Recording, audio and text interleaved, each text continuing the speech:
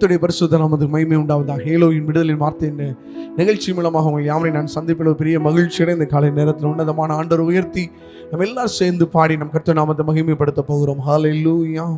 ஒப்பு கொடுத்தீரையா உம்மையே எனக்காக உலகின் இரட்சகரே என்ற பாடலை பாடி அப்படி நாமத்தை உயர்த்துவோம். ஆமென். எல்லாரும் சேர்ந்து இந்த காலை நேரத்துல கல்வாரி சிலுவையில தொங்கின ஆண்டவரை நோக்கி பார்த்து அவரை உயர்த்துவோம், அவரை ஆராதிப்போம், அவரை மகிமைப்படுத்துவோம்.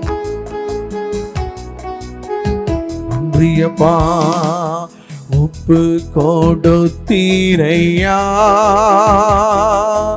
உம்மையே எனக்காக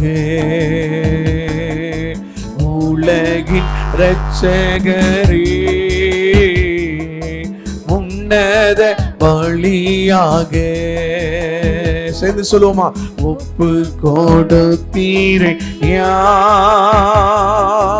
உம்மையே எனக்காக உலகின் இரட்சகரே உலகின் இரட்சகரே உன்னத பலியாக மீட்கும் பொருளாக உம் ரத்தம் சந்தீரையா. சொல்லுவோமா? மீட்கும் பொருளாக உம் ரத்தம் தந்தீரையா. சாத்தானை தோற்கடித்து சாவையும் வென்றீரையா. இந்த பூமியில சாத்தானை தோற்கடித்து சாவையும் வென்றீரையா. மகிமை மகிமை மாட்சிமை மாறா என் நேசருக்கு. எல்லாம் சேர்ந்து சொல்லுவோமா? மகிமை மகிமை மாட்சிமை மாறா என் நேசருக்கு. கல்வாரி திருப்பீடமே கரை மோக்கும் திரு ரத்தமே. கல்வாரி திருப்பீடம் ஆமே கரை மோக்கும் திரு ரத்தமே. உரைகின்ற பனி போல வெண்மையாவோமையா உம் திரு நாமத்தினா. சேர்ந்து பாடுவோமா? வெண்மையாவோமையா மத்தினா.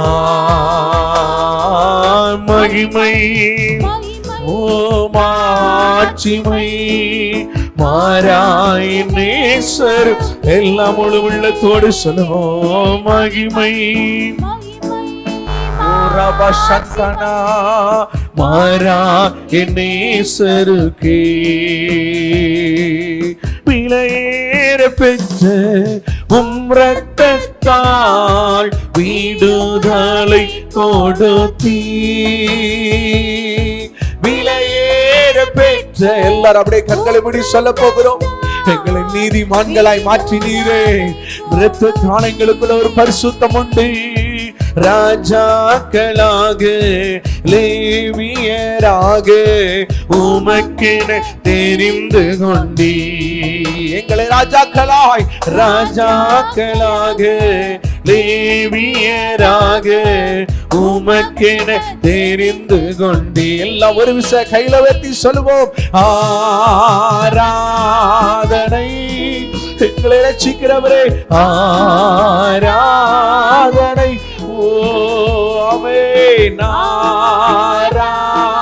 எங்களை ராஜாக்களும் ஆசாரிகளும் லேவியராய் மாற்றினீரே. ராதனை எல்லாரும் ஒப்பு கொடுக்கலாமா? ஆண்டவருக்கு நிமிதாக எல்லாரும் அர்ப்பணிக்கலாம். இயேசுவுக்கே இரட்சகரே இயேசுநாதா. எல்லாரும் முழு உள்ளத்தோடு அவர் அர்ப்பணிக்கலாமா? ஆராதனை ஆராதனை. எல்லாரும் அப்படியே உள்ளத்திலிருந்து பரிசுத்தாரே ஓ நன்றி படைத்தவரே, ஆராதனை ஓரிவா சங்கரகா ஆராதனை. நல்லவரே நல்லவரே வல்லவரே. எல்லாம் சொல்லுங்க, இந்த நாளில அவருடைய சமூகத்தில் அர்ப்பணிக்கிறோம். உமையே உமையே அப்பா ஆண்டவரே, ஜீவ பலியா எங்களுக்காக கொடுத்தீரே, அந்த இயேசுவின் ரத்தத்தினால் எங்களுக்குள்ள ஒரு மீட்பு உண்டாகட்டும். எங்களை ராஜாக்களாய், ஆசாரியர்களாய், நீதிமான்களாய், ஒரு பரிசுத்த கூட்டமாக, ஓ மீட்கப்பட்ட ஜனமாய் மாற்றும்படியாக உமையே ஜீவ பலியாய் ஒப்பு கொடுத்தீரே. கைகளை தட்டி நன்றி சொல்லுங்க. அப்பா நாங்கள் உமக்கு நன்றி சொல்லுகிறோம். உடைய பிள்ளையாய் மாற்றினீரே, உடைய மகனாக மகளாக, ஓ நீதிமானாய் மாற்றினீரே. இரத்தத்தால வந்த மீட்புக்காக, உடைய பரிசுத்தத்துக்காக நன்றி அப்பா. அர்ப்பணித்து ஆராதித்த எல்லார் மேலும் அந்த மகிமை இறங்கினதற்காக நாங்கள் உம்மை ஸ்தோத்திரிக்கிறோம். ஹல்லேலூயா. இயேசுவின் நாமத்தில் பிதாவே, ஆமென். ஹல்லேலூயா. கிறிஸ்துவுக்குள் பிரியமான இந்த காலை நேரத்தில் நம்முடைய சமூகத்தில் கடந்து வந்திருக்கிறோம். ஆண்டவர் நமக்காக தன்னையே ஜீவ பலியை ஒப்பு கொடுத்தார். அந்த இயேசுவினுடைய மீட்பை குறித்து நாம் தியானிக்க போகிற மத்திய எழுதின சுவிசேஷம் 20வது அதிகாரம் 28வது வசனத்தை நாம் வாசிக்க கேட்கலாம். அப்படியே மனுஷகுமாரனும் ஊழியம் கொள்ளும்படி வராமல் ஊழியம் செய்யவும் அநேகரை மீட்கும் பொருளாக தம்முடைய ஜீவனை கொடுக்கவும் வந்தார். ஊழியம் கொள்ளும்படியாக வராமல் ஊழியம் செய்து அநேகரை மீட்க தேவகுமாரனை இயேசு இன்னைக்கு உலகத்துக்கு வந்தார். இன்னைக்கு அவர் தேவகுமாரன், நான் ஊழியம் செய்ய வந்தேன், நான் ஊழியத்தை நடத்துவதற்கு வந்தேன் என்று சொல்லி இயேசு வராமல் தன்னை அர்ப்பணித்து மீட்க வந்தேன் என்று சொல்லி ஆண்டவர் இயேசு சொல்லுகிறார். பிரியமானவர்களே, தன் ஜீவனையே கொடுக்க வந்தாரா நம்ம மீட்கப்படும்படியாக, பாவத்திலிருந்து, சாபத்திலிருந்து, இருளிலிருந்து, வியாதியிலிருந்து, பலவீனத்திலிருந்து மீட்டெடுக்கும்படியாகவே தேவகுமாரன் இயேசு என்ன செஞ்சிருக்கிற அந்த உலகத்திற்கு கடந்து வந்தார். தன்னை மீட்டெடுக்க, உங்களை என்னை மீட்டெடுக்க தான் தேவகுமாரன் இயேசு இந்த உலகத்துக்கு கடந்து வந்தார். ஊழியம் கொள்ளும்படி வராமல் ஊழியம் செய்ய தேவகுமாரன் இயேசு கடந்து மீட்க. எதுல எல்லாம் நம்ம சோர்ந்து போய் விழுந்து கிடக்கிறோமோ அதுல இருந்து மீட்டெடுக்க தான் இயேசு வந்திருக்கிறாரு. 1 தீமோத்தேயுவின் புஸ்தகம் 2வது அதிகாரம் 6வது வசனத்தை வாசிக்கலாமா? 1 தீமோத்தேயு 2:6. எல்லாரையும் மீட்கும் பொருளாக தம்மை ஒப்பு கொடுத்த மனுஷனாகிய கிறிஸ்து இயேசு அவரே இதற்குரிய சாட்சி ஏற்ற காலங்களில் விளங்கி வருகிறது. வேதம் சொல்லுகிறது, எல்லோரையும் மீட்டெடுக்கும்படியாக மீட்கும் பொருளாக வந்தவர் யார் அப்படின்னா ஆண்டவராகிய இயேசு கிறிஸ்து. அவர் உங்களை என்னை மீட்டெடுக்கும்படியாக வந்தார். அதற்கு சாட்சி யாருன்னா நம்ம தாங்க. ஒரு மனிதனை பாவத்திலிருந்தோ, வியாதியிலிருந்தோ, சாபத்திலிருந்தோ மீட்டெடுக்கவே முடியாது. இன்னைக்கு பூமியில சாபம், பாவம், தீட்டு, அசுத்தம், அருவருப்பு எத்தனையோ பரிகாலம் செய்தாலும் அதுல இருந்து அநேகர் விடுதலை பெற முடியாம இருக்கிறாங்க. ஆனா இயேசுவால மாத்திரம் தாங்க இந்த சாபம், பாவம், வியாதி, பலவீனம், அசுத்தம், அருவருப்பு, தீட்டில் இருந்தெல்லாம் விடுதலை தர முடியும். அவர் மீட்கும் பொருளாக தம்மையே அவர் ஒப்பு கொடுத்தார். நம்மளை மீட்டெடுப்பதற்கு சிலுவையில தம்மை இயேசு என்ன செய்திருக்கிறார்? ஒப்பு கொடுத்திருக்கிறார். கொலோசியர் புஸ்தகம் 1வது அதிகாரம் 14வது வசனத்தை வாசிக்கும் பொழுது வசனத்துல வாசிக்கலாம். குமாரனாகிய அவருக்குள் அவருடைய இரத்தத்தினாலே பாவ மன்னிப்பாகிய மீட்பு நமக்கு உண்டாயிருக்கிறது. குமாரனாகிய அவருக்குள் இரத்தத்தினாலாகிய பாவ மன்னிப்பாகிய மீட்பு நமக்கு உண்டாயிருக்கிறது. இரத்தத்தினாலே பாவ மன்னிப்பாகிய மீட்பு, இயேசுவின் இரத்தத்தினால நமக்கு மீட்பு இருக்கிறது. இயேசு ஏன் பூமியில் ரத்தம் சிந்தனும்? அவர் தேவகுமாரன். இந்த பூமிக்கு மனுஷகுமாரனை வந்து ஏன் ரத்த சிந்தனா? அவருடைய ரத்தத்தினாலே நமக்கு என்ன இருக்கிறது? மீட்பு இருக்கிறது. மீட்டெடுக்கிற ஆண்டவர். அதனால அவருக்கு ஒரு பேர் மீட்பர். அவர் மீட்கும் பொருளாக இந்த உலகத்துக்கு கடந்து வந்தார். யோவான் எழுதின சுவிசேஷம் 6 அதிகாரம் 51 வசனத்தில் வாசிக்கும் பொழுது நானே வானத்திலிருந்து இறங்கின ஜீவப்பம். நானே வானத்திலிருந்து இறங்கின ஜீவப்பம். இந்த அப்பத்தை புசிக்கிறவன் என்றென்றைக்கும் பிழைப்பான். இந்த அப்பத்தை புசிக்கிறவன் என்றென்றைக்கும் பிழைப்பான். நான் கொடுக்கும் அப்பம் உலகத்தின் ஜீவனுக்காக நான் கொடுக்கும் என் மாம்சமே என்றார். உலகத்தினுடைய ஜீவனுக்காக நான் கொடுக்கும் மாம்சமே. அப்ப ஆண்டவருடைய பிள்ளைகளாகிய உங்களை என்னையும் மீட்டெடுப்பதற்கு தன்னுடைய சரீரத்தை கொடுத்து போயிருக்கிறார். அந்த அப்பத்தை ரசத்தை புசிக்கும் பொழுது ஏதோ ஒரு பாரம்பரியமாகவோ ஏதோ கடமையா நம்ம செய்யாதபடி இந்த அப்ப எனக்காக இயேசு தன்னுடைய சரீரத்தை இந்த பூமியில சிந்தினதனுடைய அடையாளம் தான். அப்போ இயேசு ரத்தத்தை சிந்தினதனுடைய அடையாளம் தான் அந்த ரசம் என்பதை புரிந்து நாம் அனுசினோம். நான் துருவிருந்து எடுக்கணும். இது நமக்கு ஜீவனை கொண்டு வருங்க. நித்திய ஜீவனுக்கு பயபக்தியா போய் திருவிருந்து எடுக்கணும், பக்தியா எடுக்கணும். கொடுக்கிறவர்களும் பக்தியா கொடுக்கணும், பரிசுத்தத்தோடு கொடுக்கணும். பெற்றுக்கொள்ளுகிறவர்களும் பக்தியா எடுக்கணும், பரிசுத்தமா எடுக்கணும். அதுதாங்க அவருடைய வாழ்க்கையில் நித்திய ஜீவனை கொண்டு வரும், நித்திய வாழ்வை கொண்டு வரும். அந்த சரீரத்தை குறித்து நாம் பார்க்கும் பொழுது இயேசு எனக்காக கொடுக்கப்பட்டது அந்த சரீரம். என்னை மீட்டெடுப்பதற்கு தன்னுடைய சரீரத்தை கொடுத்திருக்கிறார். என்னுடைய இருக்கிற சாபம் பாவம் எல்லாவற்றையும் மாற்றுவதற்கு இயேசு தன்னுடைய ரத்தத்தையே இந்த பூமியில சிந்தி இருக்கிறார் என்பதை உணர்ந்து என்ன செய்யணும்? நம்ம திருவிருந்து எடுக்கணும். ஆண்டவர் நம்முடைய ரத்தத்தினால மீட்டு எடுத்திருக்கிறார். நம்முடைய சரீரத்தை இந்த பூமியில உங்களுக்காக எனக்காக பலியாக கொடுத்து, தகன பலியாக கொடுத்து, ஜீவ பலியாக கொடுத்து உங்களை என்னை மீட்டெடுத்திருக்கிறார். அப்போஸ்தலர் புஸ்தகம் 20வது அதிகாரம் 28வது வசனத்தை வாசிக்கும் பொழுது வசனம் சொல்லுகிறது, ஆகையால் உங்களை குறித்தும் தேவன் தம்முடைய சுய ரத்தத்தினாலே சம்பாதித்துக் கொண்ட தமது சபையை மேய்ப்பதற்கு பரிசுத்த ஆவி உங்களை கண்காணிகளாக வைத்த மந்தை முழுவதையும் குறித்தும் எச்சரிக்கையாய் இருங்கள். வேதம் சொல்லுகிறது, தேவன் தம்முடைய சுய ரத்தத்தினாலே சம்பாதித்துக் கொண்ட சபையை மேய்ப்பதற்கு யாருக்கு கட்டளை கொடுத்திருக்கிறாரா? பரிசுத்த ஆவிக்கு கட்டளை கொடுத்திருக்கிறார். சபை ஆண்டு எதுல மீட்டெடுத்திருக்கிறாரா? சுய ரத்தத்தினால. அப்ப சபைகள்ல இருக்கிறவங்க எல்லாம் யார் அப்படின்னா இயேசுவின் ரத்தத்தினால மீட்கப்பட்டவர்கள். யார் இயேசுவின் ரத்தத்தினால மீட்கப்பட்டிருக்கிறார்களோ அவங்க தான் சபைகளுக்குள்ள இருக்க முடியும். யார் சபையில நிலைத்திருக்கிறார்களோ அவர்கள் இயேசுவின் ரத்தத்தினால மீட்கப்பட்டவர்கள். மீட்கப்பட்டவங்க தான் சபை. சபை தான் மீட்கப்பட்டவர்கள். அல்லேலூயா. ஆண்டவர் எப்படி சம்பாதித்திருக்கிறாரா சபையை? சுய ரத்தத்தினாலே. உலகத்துல ஜனம் இருக்கிறாங்க, உலகத்துல மனுஷர்கள் இருக்கிறாங்க, பற்பல பாஷை பேசுகிறவங்க இருக்கிறாங்க, எத்தனையோ மதம் இருக்கிறது, இனம் இருக்கிறது, ஜாதி இருக்கிறது, மக்கள் இருக்கிறார்கள், சகல பாஷைக்காரர்கள் இருக்கிறார்கள்.